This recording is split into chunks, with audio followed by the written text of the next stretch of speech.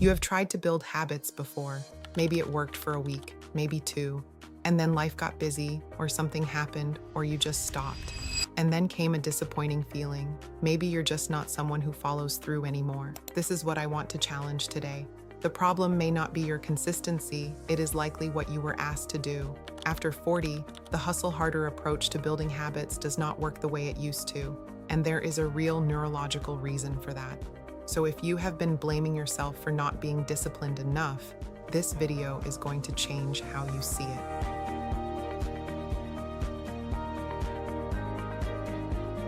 Hi, I'm Sophie Maze, neuroplastician and founder of GritSense.co. Today we are talking about why building a grit practice after 40 requires a completely different approach, and what neuroscience says about making it last.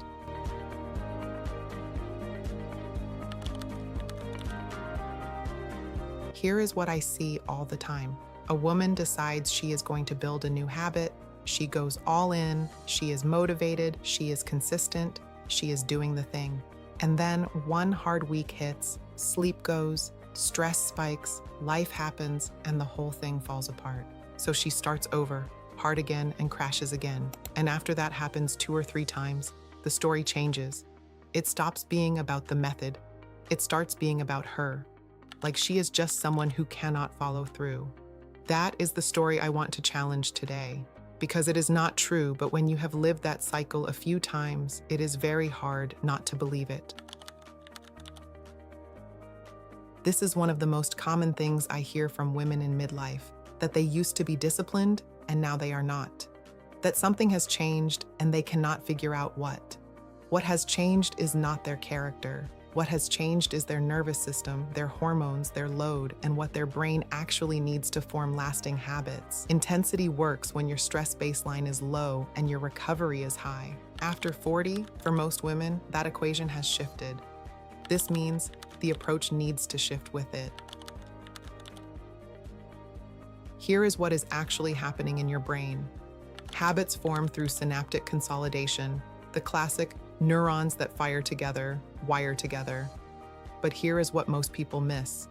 That neural pathway doesn't strengthen while you are doing the action. It happens during rest, sleep, and recovery. That is when your brain actually locks in the habit. This is why intensity without recovery is neurologically self-defeating.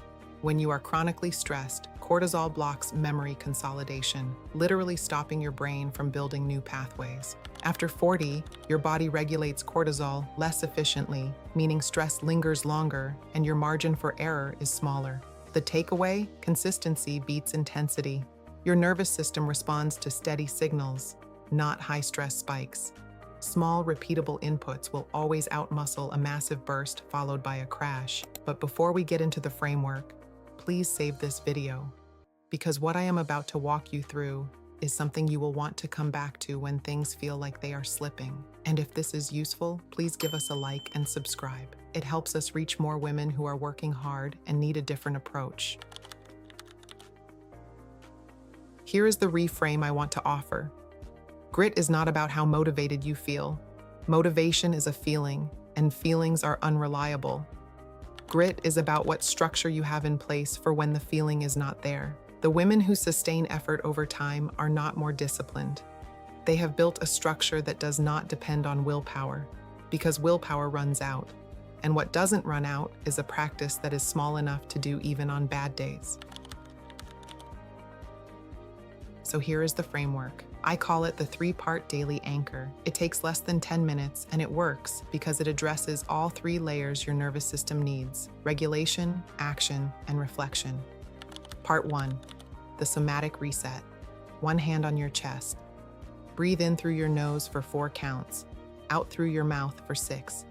That longer exhale is what activates your vagus nerve and tells your body it is okay to slow down. Do 3 to 5 rounds for a whole reset.